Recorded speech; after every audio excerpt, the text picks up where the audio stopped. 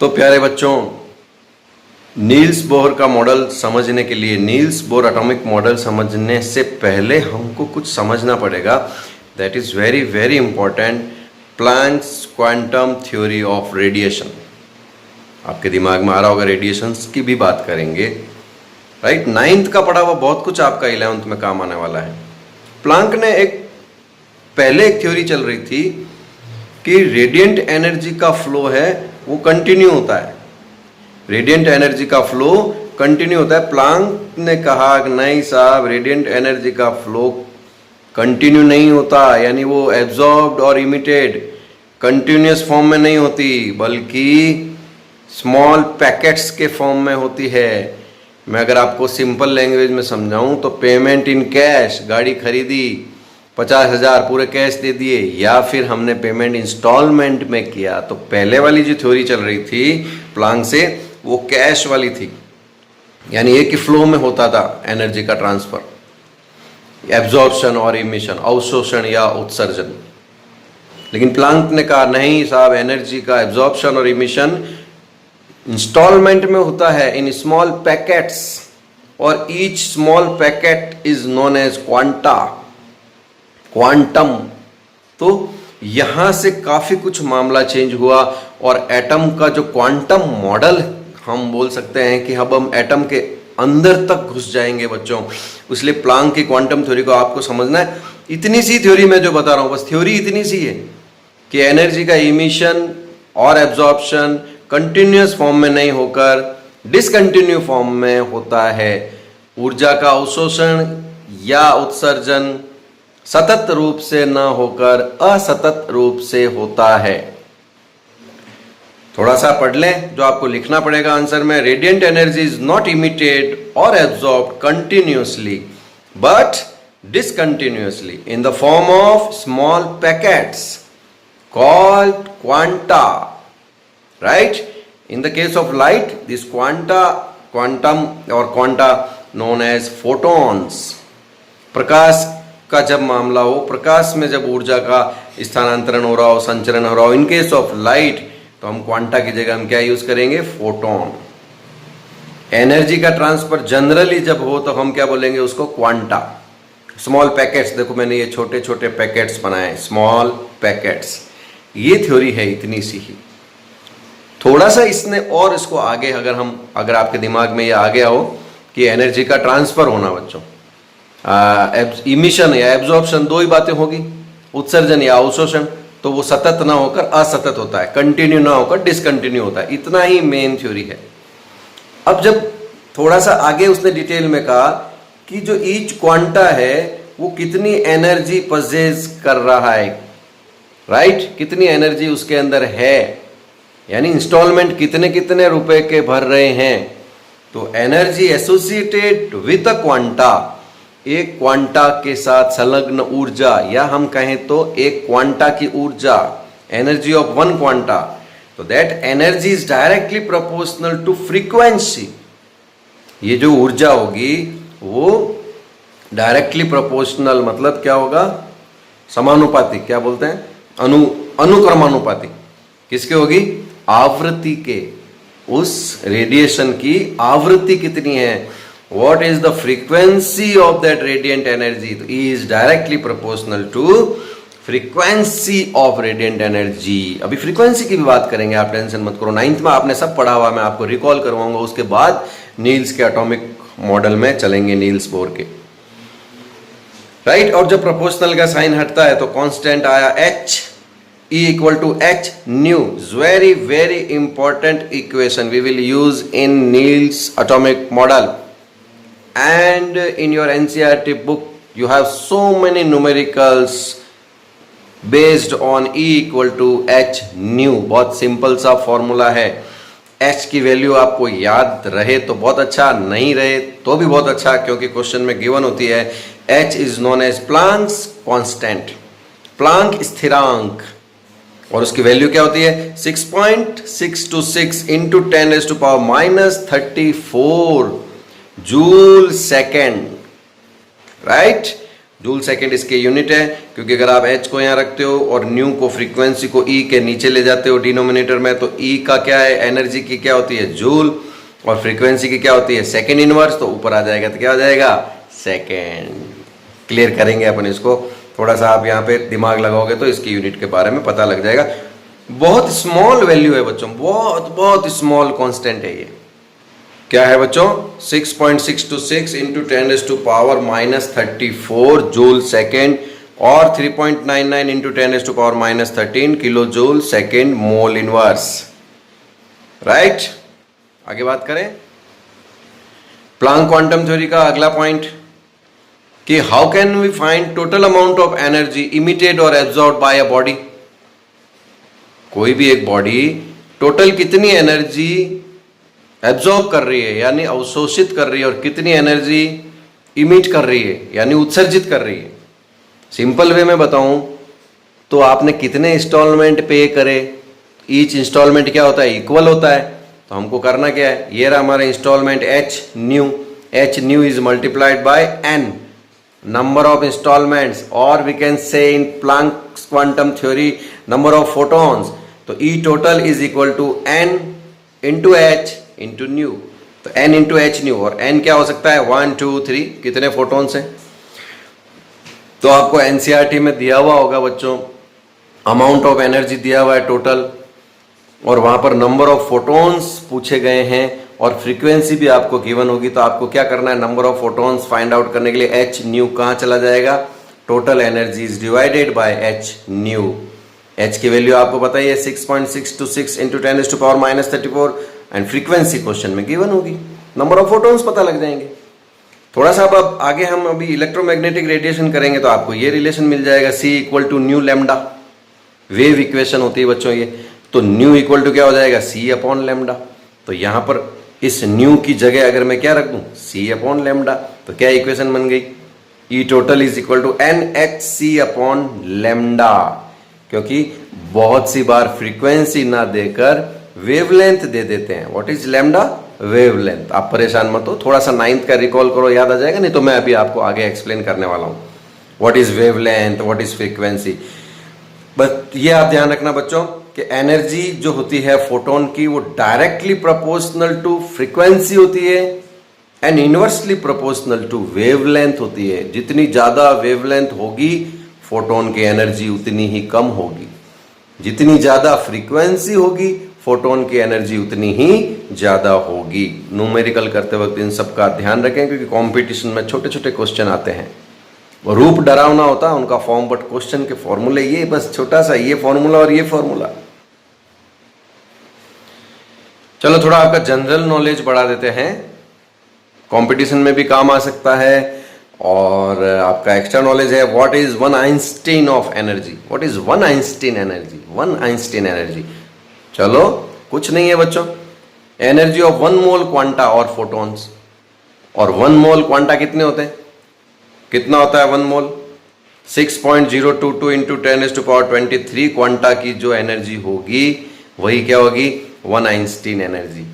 अरे तो sir 1 quanta की एनर्जी कितनी है, ये रही ना, E equal to H nu. H nu is the energy of 1 quanta, बस just multiplied by 6.022 into 10⁻23 into H की वैल्यू इंटू गिवन फ्रीक्वेंसी, तो we will get 1 Einstein energy. तो हम यहाँ पर 1 आइंस्टीन एनर्जी फिक्स वैल्यू नहीं बता सकते, क्योंकि फ्रीक्वेंसी अलग अलग रेडिएशंस की अलग अलग होती है। Different radiations possess different frequencies, तो डिपेंड ऑन द फ्रीक्वेंसी। फिर वही बात आ गई, बस फिक्स कौन है 1 आइंस्टीन में, नंबर ऑफ फोटॉन्स फिक्स है, राइट, और एच की वैल्यू फिक्स है। तो क्या फॉर्मूला बना, E equal to NA into H nu. एक आपको थोड़ी सी इंटरेस्टिंग फैक्ट बताता हूं, थोड़ा सा आप इसको YouTube पे भी सर्च करना।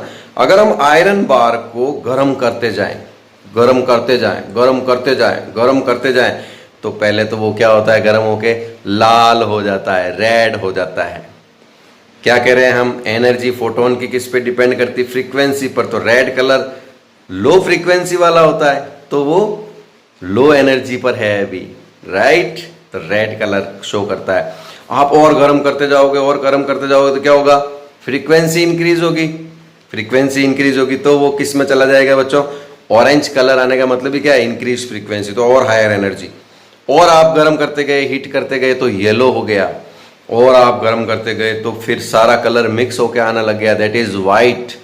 लेकिन आप अभी भी नहीं माने और उसको गर्म करते गए तो लास्ट में वो आपको ब्लू कलर का दिखने लगता है, क्योंकि ब्लू कलर की फ्रीक्वेंसी हाईएस्ट मानते हैं और रेड कलर की फ्रीक्वेंसी लोएस्ट मानते थे। स्टार्टिंग गर्म करते ही रेड कलर का दिखता है, और आप मानोगे नहीं, गर्म करते रहोगे तो फिर वो ब्लू कलर के फोटॉन्स रिलीज करने लगता है। तो ये फैक्ट अगर आपको पिक्चर में देखना हो तो आप यूट्यूब पे सर्च कर सकते हैं, आपको मिल जाएगा। Very interesting. बार बार टेक्निकल टर्म्स आ रही है, वेवलेंथ, फ्रीक्वेंसी, तो थोड़ी उस पर बात करनी जरूरी है, बिकॉज बच्चों आपके स्ट्रक्चर ऑफ एटम में वेवलेंथ पे और फ्रीक्वेंसी पे बहुत सारे क्वेश्चंस न्यूमेरिकल्स हैं। फॉर्मूला बहुत सिंपल है, थोड़ी सी कैलकुलेशन टफ पड़ती है, बट आपको प्रैक्टिस करनी है। वेव मोशन, जो ये कॉन्सेप्ट दिया हुआ है वेव मोशन का बच्चों, ये प्लैंक्स के क्वांटम थ्योरी से भी पहले दिया हुआ है, पहले यही चलता था। तो वेव मोशन किस तरह से हो रहा है बच्चों,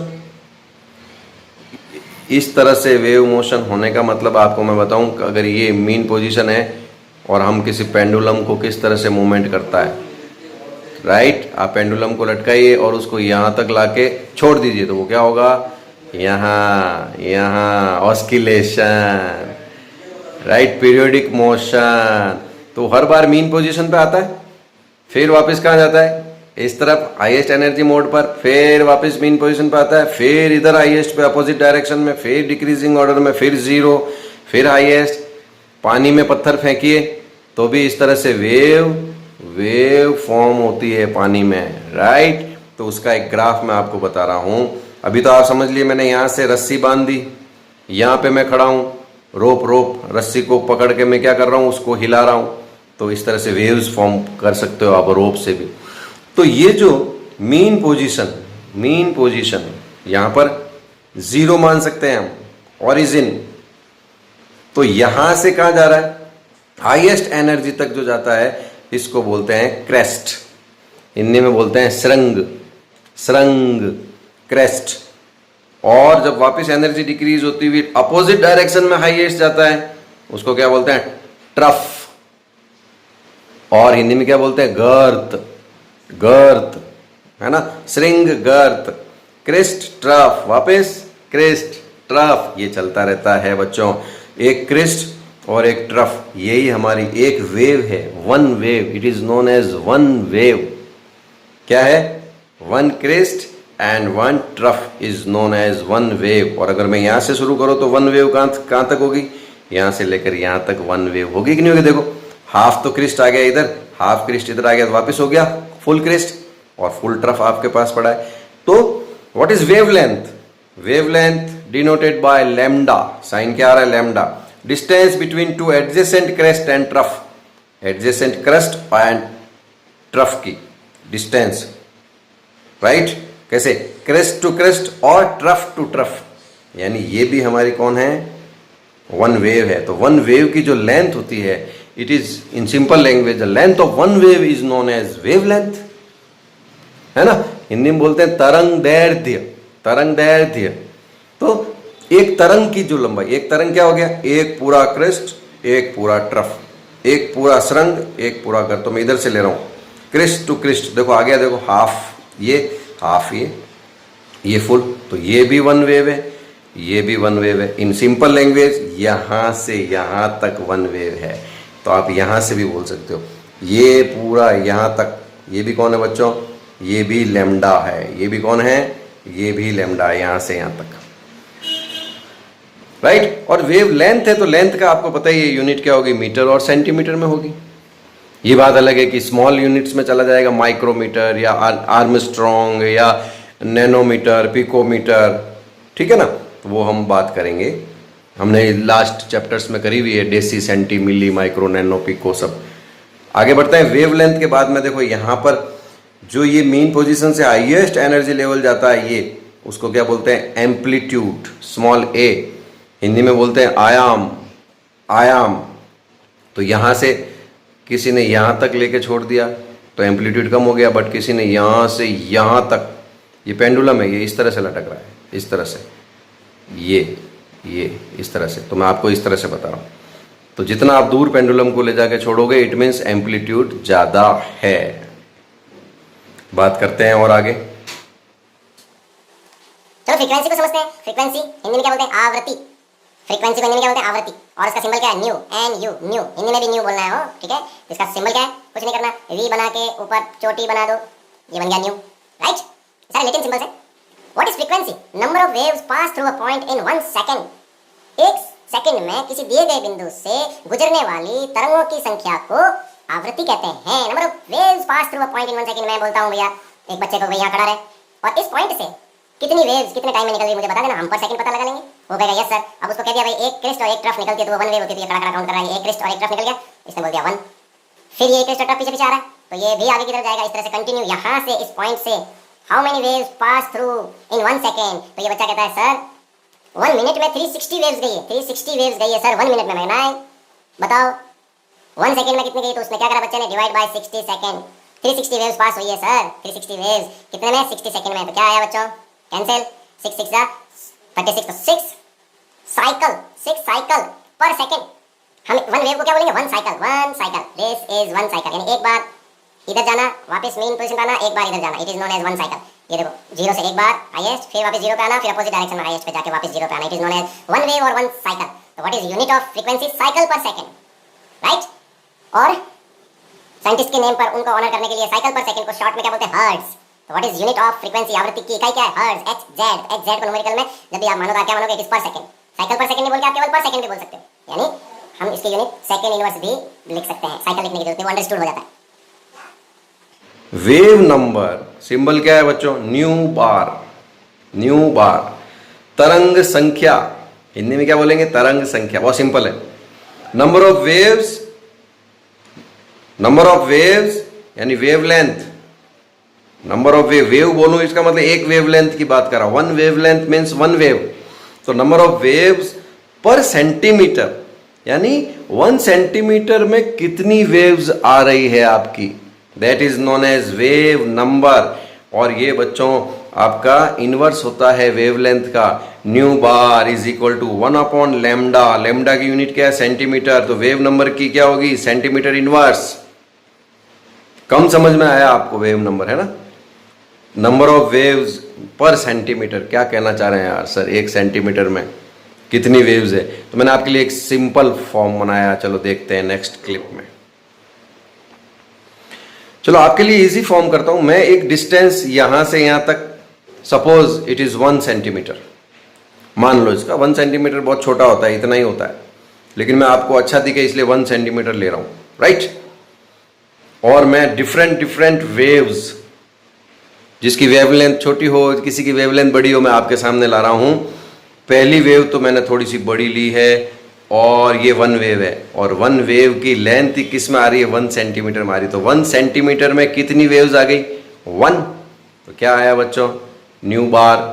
क्या निकाल रहे हैं हम? न्यू बार। बार नहीं लगाया, देखो न्यू बार, न्यू बार। तो न्यू बार इक्वल टू क्या होता है? 1 लैम्डा। लैम्डा कितना आ रहा है? 1 सेंटीमीटर। तो 1 सेंटीमीटर यानी 1 centimetre inverse. It means 1 centimetre में 1 वेव ही आ रही है। नंबर ऑफ वेव्स कितनी है 1 सेंटीमीटर में? 1। चलो थोड़ा सा हम स्मॉल वेव्स लेते हैं, बिकॉज यहां से यहां तक डिस्टेंस कितनी है? 1 सेंटीमीटर। वो देखो ऊपर। अब कि मैं स्मॉल वेव्स बनाई, 1 wave and this is second wave, यानी 1 सेंटीमीटर में कितनी वेव्स आ गई बच्चों? 2 वेव्स आ गई। तो what is wave number? 2 waves पर सेंटीमीटर। चलो मैथमेटिकली बात करें तो यहां पर अगर आपको मैं पूछूं वेवलेंथ कितना है, तो देखो इसका मिड पॉइंट लिया है मैंने, तो वेवलेंथ इस वेव का कितना है? 1/2 centimetre. Lambda is 1/2 centimetre. What is formula? Nu bar is equal to 1 lambda. तो 1 divided by 1/2 we get 2 and unit centimetre, unit क्या आई? Centimetre inverse. 2 सेंटीमीटर इनवर्स मतलब पर सेंटीमीटर में 2 वेव्स है। तो आपके सामने देखो ये 1 वेव और ये सेकंड वेव। चलो और अब थोड़ी सी बड़ी वेव लेते हैं। इस बार हम हमारी वेव की लेंथ ही 2 सेंटीमीटर रखते हैं, यानी 1 सेंटीमीटर तक तो वो हाफ पार्ट आया है उसका, और अगले 1 सेंटीमीटर में उसका हाफ पार्ट आया, तो 2 सेंटीमीटर हमारी वेवलेंथ हो गई। यहां से लेकर यहां तक हम मान लेते हैं 2 सेंटीमीटर, तो लैम्डा इज 2 सेंटीमीटर। तो व्हाट इज वेव नंबर, तरंग संख्या क्या है, 1 अपॉन लैम्डा, तो 1 अपॉन 2, तो हाफ वेव सेंटीमीटर इनवर्स, यानी 1 सेंटीमीटर में हाफ वेव आई है। यानी जितनी वेवलेंथ ज्यादा होगी उतनी नंबर ऑफ वेव्स कम हो जाएगी in each centimetre. That is known as wave number. आपको समझ में आया होगा, मैंने इजी करा है बहुत आपके लिए। चलो थोड़ी और स्मॉल लेते हैं, चलो 1 wave, second wave and third wave, यानी 1 सेंटीमीटर में 3 वेव्स आ गई। तो आपको वेव नंबर तो यहीं पर दिख रहा है, दिख रहा है 3 सेंटीमीटर इनवर्स, यानी पर सेंटीमीटर में 3। तो ये हमारी वेव की लेंथ कितनी हुई, 1/3 सेंटीमीटर। अब तो सीधा आपको ध्यान रखना है, लैम्डा कितना है भाई, 1/3 सेंटीमीटर। ओके, वेव नंबर 3 आएगा, राइट। अब मैं आपको कहता हूं लैम्डा जो है वो 5 सेंटीमीटर है, तो आप कहोगे साहब वेव नंबर आएगा 1/5 सेंटीमीटर इनवर्स, यानी 1 सेंटीमीटर में उस वेव का 1/5 पार्ट ही आएगा, क्योंकि वेव लेंथ आप क्या कर रहे हो 5 सेंटीमीटर। जस्ट आपको इनवर्स करना है, समझ गए। अब बच्चों वेलोसिटी की बात करें तो यहां पे सिंबल आता है c। जब भी आप वेव्स के बारे में बात करें, लाइट की वेलोसिटी की बात करें, सिंबल क्या आता है c। और वेलोसिटी की डेफिनेशन तो वही है, distance travelled by a wave in 1 second. 1 second में कितनी डिस्टेंस ट्रेवल कर रही है, यूनिट क्या आएगी, मीटर पर सेकेंड। बस आपके लिए इंपॉर्टेंट है wave equation. What is relation between velocity, frequency and wavelength, this is known as wave equation. और वो बहुत सिंपल फॉर्म से बनी हुई है, कोई बहुत ज्यादा मैथमेटिक्स नहीं लगी हुई है यहाँ पर। स्पीड या वेलोसिटी का फॉर्मूला क्या होता है, डिस्टेंस अपॉन टाइम, राइट। और डिस्टेंस यहां पर कौन आ रहा है, डिस्टेंस लैम्डा, और टाइम, टाइम मतलब ये 1 ऑस्किलेशन में कितना टाइम ले रहा है, ये इस तरफ गया, मीन पोजीशन पे आया, वापस दूसरी डायरेक्शन में गया, मीन पोजीशन में गया। That time is taken to complete 1 oscillation. एक आवर्त को पूरा करने में जितना समय लगता है उसको क्या बोलते हैं, आवर्त काल, time period, right. And this time period is inverse of frequency. Frequency का इनवर्स है, सोचना कैसे मैथमेटिकली, है ना। एक पॉइंट से 1 सेकंड में कितनी वेव्स निकल रही है, that is known as frequency. और एक वेव को अपने ऑस्किलेशन में कितना टाइम लग रहा है, that is known as time period. तो 1/t इज इक्वल टू क्या होगा, न्यू। तो यहां पर 1/t की जगह में क्या रख रहा हूं, nu. We get wave equation. आपको ये याद रखना है बच्चों, c equal to nu lambda, आपके दिमाग में होना चाहिए साइंस के स्टूडेंट के। c equal to nu lambda, c की वैल्यू कांस्टेंट है, अभी बताऊंगा। यानी न्यू और लैम्डा फ्रीक्वेंसी एंड वेवलेंथ का प्रोडक्ट है, वो कांस्टेंट है, राइट। अब न्यू फाइंड आउट करना हो तो वेवलेंथ कहां चला जाएगा, डिनोमिनेटर में। तो क्या आएगा, nu is equal to c upon lambda.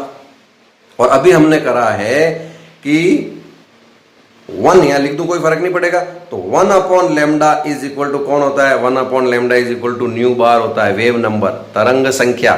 तो हमको क्या करना है, c के इंटू में कौन आ रहा है, 1 लैम्डा। तो क्या आ गया, nu is equal to c into nu bar. ये फॉर्मूले और रिलेशन लर्न करने से न्यूमेरिकल में थोड़ी सी स्पीड बन जाती है बच्चों। मान लो फ्रीक्वेंसी दी हुई है और स्पीड दी हुई है, और आपको क्या पूछे व्हाट इज वेव नंबर, तो आपको क्या करना है, given frequency is divided by value of c। कितना है, 3 into 10⁸ metre per second, divide कर देंगे, वेव नंबर आ जाएगा। और ये एक ही याद रखो, बाकी सारे रिलेशन याद रखो। 1 lambda equal to nu bar होता है, 1/t इक्वल टू न्यू होता है। तो न्यूमेरिकल में आपको दिक्कत नहीं आएगी। मैं 9th क्लास की बात कर रहा हूँ, आपके 9th क्लास में था, बट आप 11th में आ गए तो इन चीज़ों को ज़्यादा अच्छे से समझ सकते हो, नहीं तो बहुत सारे न्यूमेरिकल आपके छूट जाएंगे एग्जाम में। तो कितने से फॉर्मूले याद रखने को बोल रहा हूँ, एक तो wave equation c equal to nu lambda, बहुत सारे न्यूमेरिकल इस पे डायरेक्ट है। दूसरा Planck's equation, Planck's quantum equation क्या है, E equal to H nu, इस पे डायरेक्ट बहुत सारे न्यूमेरिकल है। दोनों को मिक्स किया, राइट। तो we know that nu equal to क्या होता है, c अपॉन लैम्डा। तो इस न्यू की जगह हमने क्या रख दिया, c अपॉन लैम्डा। तो क्या फॉर्मूला बन गया, क्या होएगा यहाँ पर, न्यू का फाइंड आउट करना तो क्या होगा, c अपॉन लैम्डा। तो इस न्यू की जगह मैं रख रहा हूँ c अपॉन लैम्डा। इससे भी आप बहुत सारे न्यूमेरिकल कर सकते हो। E equal to H C upon lambda. We know that what is H nu. H nu is the energy of one photon और वन क्वांटा। तो न्यूमेरिकल में आपको अपना दिमाग लगाना है। गिवन क्या है भाई साहब कि गिवन वेवलेंथ है, ये दोनों तो कांस्टेंट है, और एनर्जी फाइंड आउट करनी है, या आपको सी तो फाइंड आउट करने का आएगा नहीं, एच फाइंड आउट करने का आएगा नहीं, या ये फाइंड आउट करना होगा, या ये फाइंड आउट करना होगा, या हम यहाँ पर एन लगा दें, E equal to H, E equal to N H nu. तो आपका क्या फॉर्मूला बन जाता है? E equal to N H C upon lambda. तो बहुत से न्यूमेरिकल हैं जहाँ आपको एन फाइंड आउट करना है, तो क्या बन जाएगा formula? E into lambda upon H into C. कर सकते हैं ना? कैसा भी न्यूमेरिकल हो कर लेंगे। थोड़ा सा कैलकुलेशन यहाँ पर आपकी हार्ड रहेगी इस तरह के न्यूमेरिकल्स में।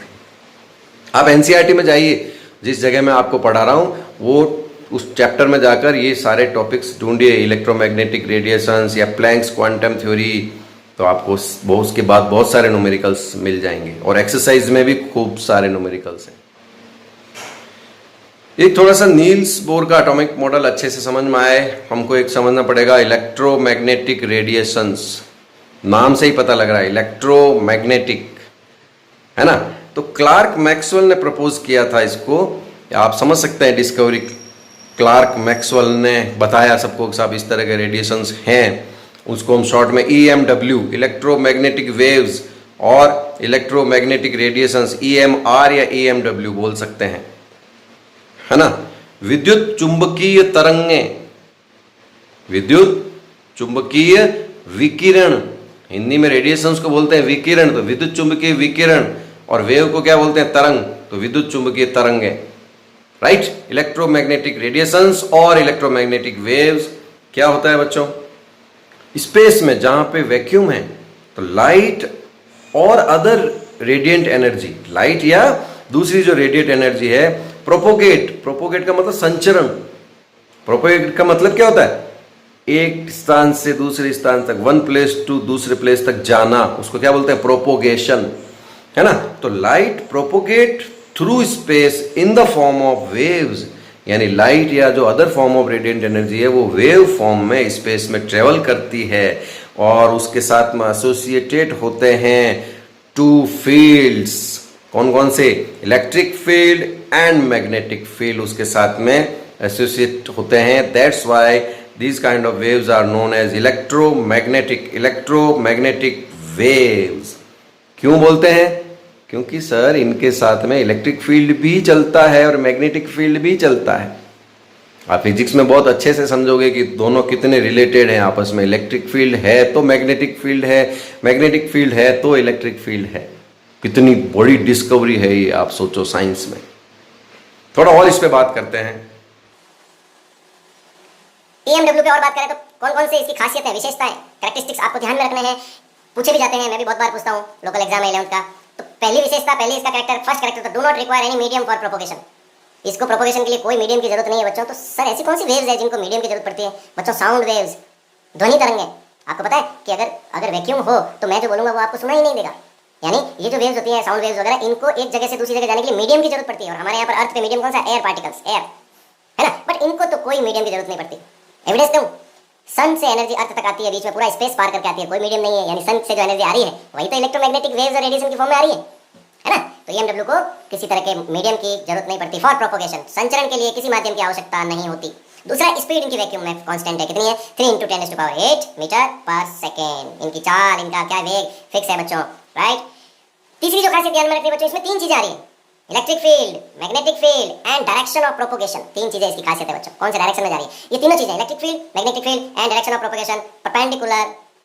ये जो तीनों हैं, electric field, magnetic field and direction of propagation, विद्युत क्षेत्र, चुंबकीय क्षेत्र और तरंग संचरण की दिशा, ये तीनों एक दूसरे के लंबवत होती है, परपेंडिकुलर टू ईच अदर। कौन कौन? E, M and DP, direction of propagation. आप समझते हो ना? पर क्या हो गया, मैं इस तरह से बना रहा हूं, देखो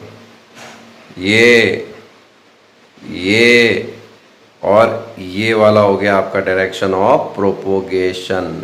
ये डायरेक्शन हो गया, देखो तीनों 90 डिग्री पे एक नहीं है, 1 2 एंड 3। हम मान ले चलो ये इलेक्ट्रिक फील्ड है, तो ये मैग्नेटिक फील्ड के लिए, तो ये अभी मैं अगला डायग्राम आपको इसी तरह से, एक तो मैं यहाँ से बनाऊंगा वेव्स, मान लिया ये इलेक्ट्रिक फील्ड है, तो दूसरा मैं कहाँ से बनाऊंगा बच्चों, यहाँ से, यहाँ से, यहाँ से, इस तरह से।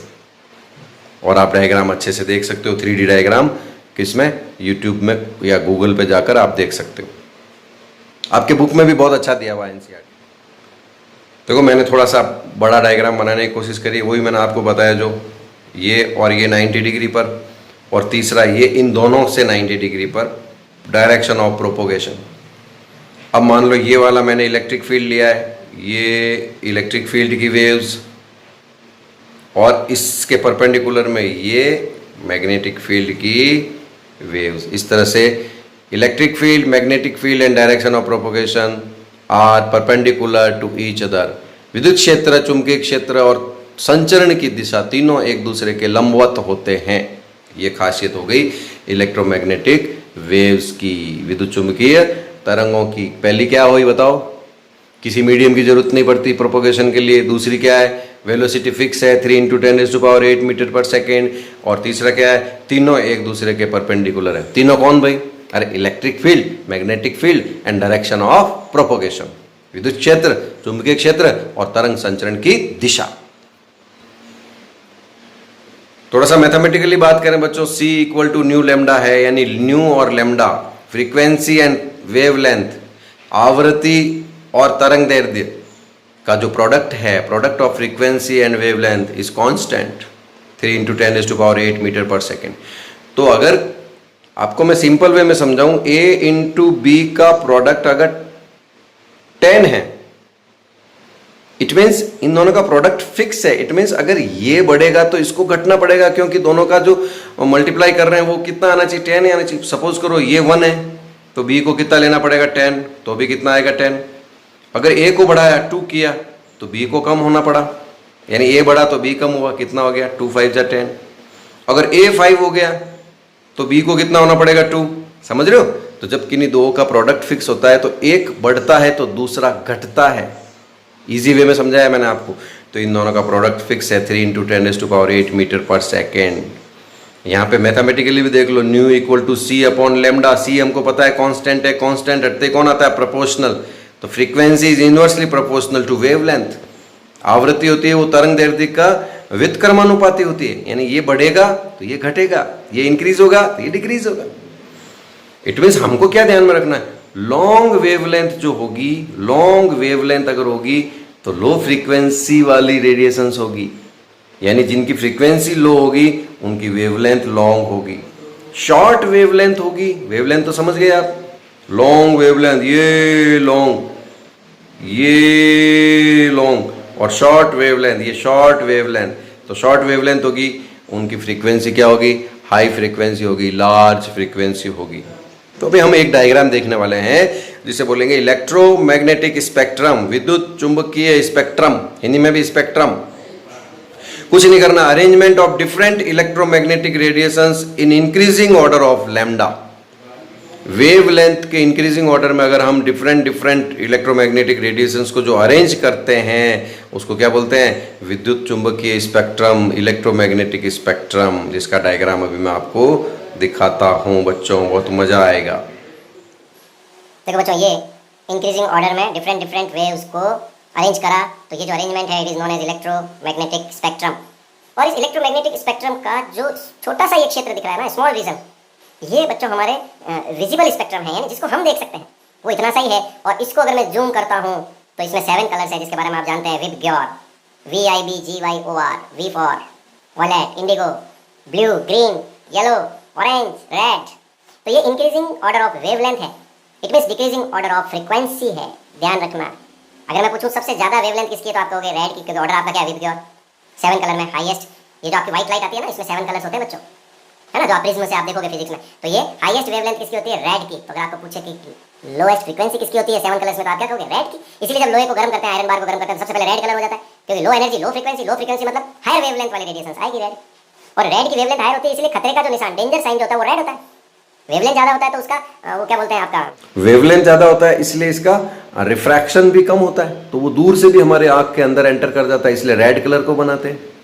बाकी हाईवे पे आपको यही कलर दिखेंगे, ये वाले कलर नहीं दिखेंगे कभी डेंजर साइन में। हाईवे पे काम करते हैं वर्कर्स, उनके भी यही साइन के जैकेट पहने हुए होते हैं, वो डेंजर वाला नहीं पहनते रेड।